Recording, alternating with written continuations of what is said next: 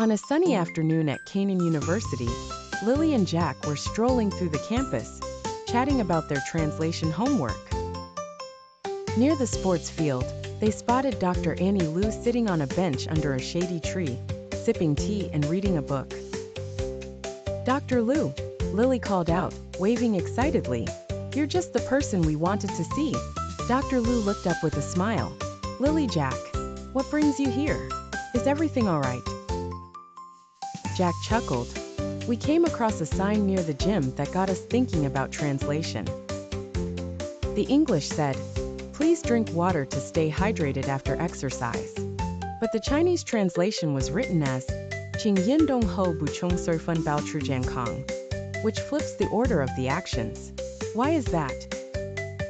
Dr. Liu laughed softly. "Ah, you've stumbled upon an important concept in translation. Adjusting the order of components to fit the target language's natural flow. This is where sequential translation and inverse translation come in. Let me explain." She motioned for them to sit on the bench and continued. Sequential translation works when the sentence structure aligns naturally. For example, take this English sentence. "The ceremony will be held at the school auditorium on December 10, 2024.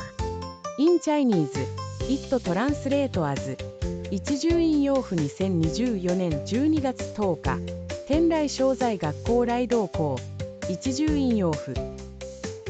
Notice how the time phrase comes first in Chinese. That's because Chinese prefers to establish context first. In this case, sequential translation works perfectly because the original sentence's order aligns with Chinese logic. Lily nodded thoughtfully. So, sequential translation keeps the original order, as long as it makes sense in the target language? Exactly, Dr. Liu replied. But sometimes the original order doesn't work, and that's when we use inverse translation. Let me show you another example. If the weather permits, we'll hold the event outdoors.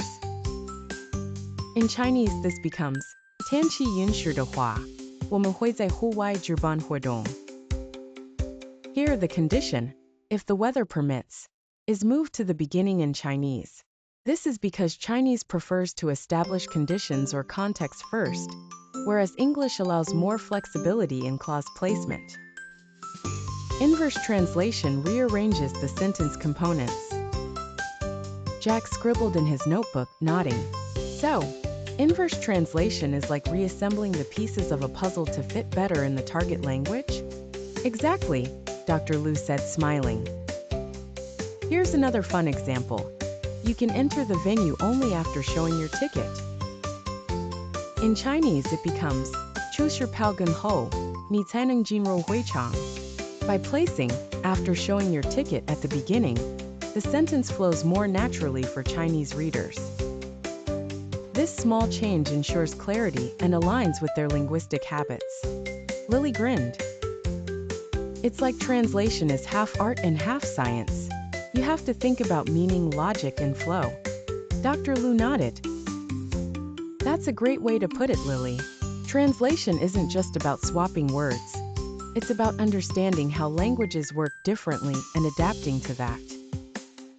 Whether you use sequential or inverse translation depends on the context, but the key is to always preserve the original meaning.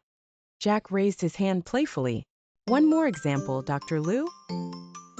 Dr. Liu laughed and jotted down another sentence. On July 1st, the new policy will take effect nationwide. In Chinese, this becomes 7-year 1日, 新政策正在全国生效. Again, the time phrase comes first, as it sets the stage for the action. Sequential translation works beautifully here, because it aligns with both English and Chinese preferences. Jack beamed. This is so helpful. I'll never look at a sign or sentence the same way again.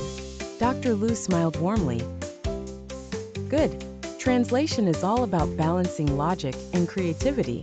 Now, go explore the campus and see how many more examples you can find. Lily and Jack left the bench, excited to uncover more linguistic puzzles, their eyes now tuned to spot the hidden intricacies of translation.